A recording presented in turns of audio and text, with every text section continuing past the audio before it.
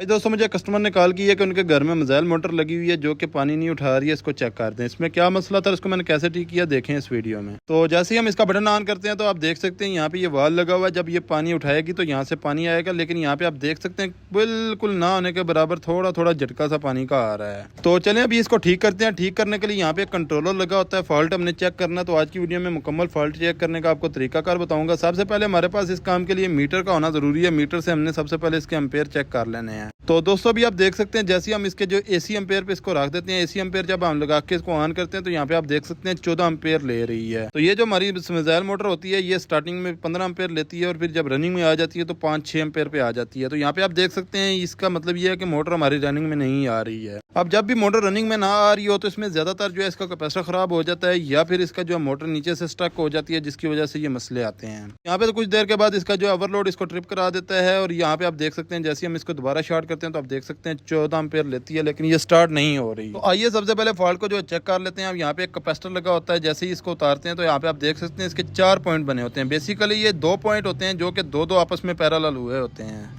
तो right side पे आप देख सकते हैं 2 पॉइंट है, सेंटर में लाइन है, दूसरी साइड पे 2 पॉइंट है। जब हम इसके जो कैपेसिटर की कंटिन्यूटी चेक करते हैं, कैपेसिटेंस चेक करते हैं तो यहाँ पे आप देख सकते हैं 15 यूएफ का कैपेसिटर शो कर रहा है। हालांकि इसकी जो कैपेसिटी है वो 30 यूएफ की है, ±5% होता है, लेकिन यहाँ पे ये 15 यूएफ शो कर रहा है। इसका मतलब ये है कि ये जो है हमारा कैपेसिटर खराब हो चुका है। बाकी ये देख सकते हैं ये दोनों पॉइंट आपस में शॉर्ट होते हैं, पैरेलल होते हैं।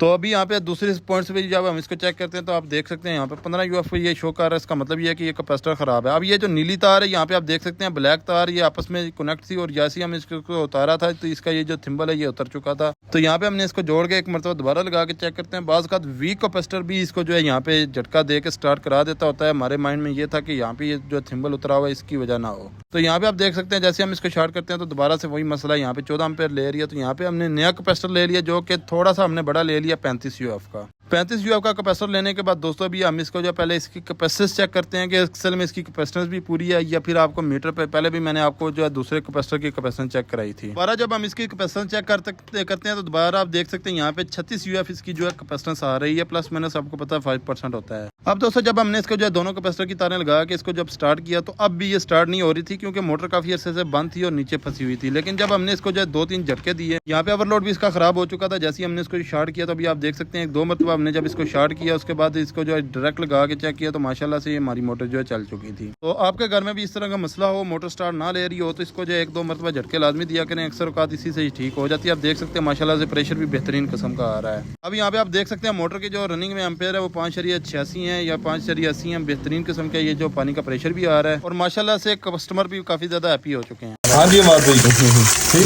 जबरदस्त। तो दोस्तों बाकी उसके बाद इसका रिले और बटन दोनों हमने चेंज कर लिए थे क्योंकि ये दोनों खराब हो चुके थे। बटन भी इसका काफ़ी ज़्यादा लूज हो गया था और इसके बाद इसका जो ओवरलोड है वो भी खराब हो गया था। दोनों हमने चेंज करके उसी तरीके से कनेक्शन इसके कर दिए हैं। तो दोस्तों आपको ये वीडियो कैसी लगी कमेंट सेक्शन में लाजमी बता के जाइएगा। बाकी इस तरह के मज़ीद टेक्निकल वीडियोज़ के लिए आप हमारे चैनल को फॉलो कर लें। मिलते हैं नेक्स्ट वीडियो में। अल्लाह हाफ़िज़। जज़ाकल्लाह।